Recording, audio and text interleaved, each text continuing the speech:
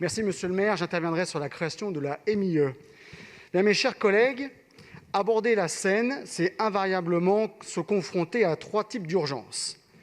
La première urgence, c'est tout d'abord votre objectif très élevé de baignabilité en 2024.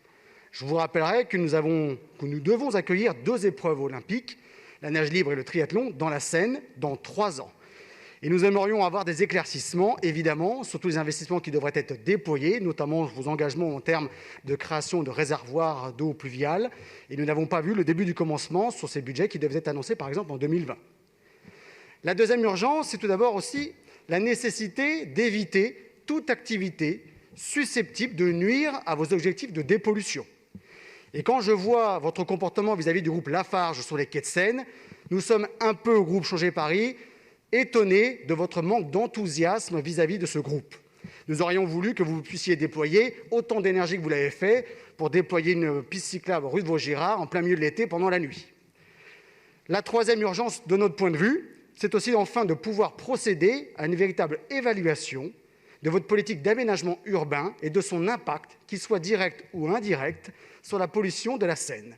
Je pense évidemment à vos projets très importants de tour triangle dans le 15e arrondissement, pourtant largement décrié localement, mais aussi, et là c'est un petit clin d'œil à ma collègue Valérie Montandon, au projet d'aménagement ZAC Paris-Charenton.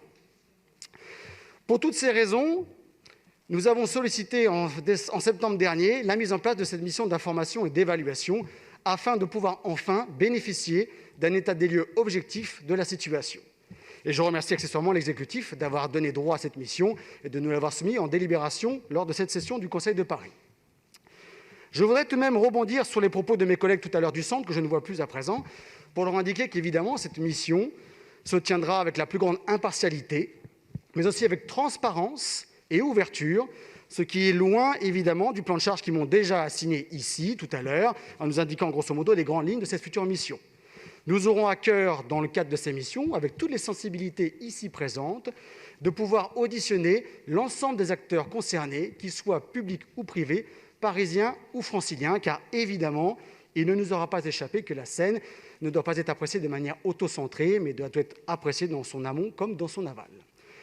Pour toutes ces raisons, mes chers collègues, nous aurons à cœur, et je n'en doute pas un seul instant, dans cet esprit de pluralité et d'ouverture, de procéder à un état des lieux partagé et objectif, tout à fait, d'ailleurs, dans la sérénité, mais aussi et surtout, de proposer des pistes d'amélioration et de rendre à la Seine une véritable ambition, car je déplore malheureusement que pendant 20 ans, elle n'ait pas fait l'objet d'une politique soutenue de la part de la majorité actuelle, et que c'est seulement depuis ce début de mandature que nous disposons enfin d'un adjoint chargé de cette politique publique de la Seine.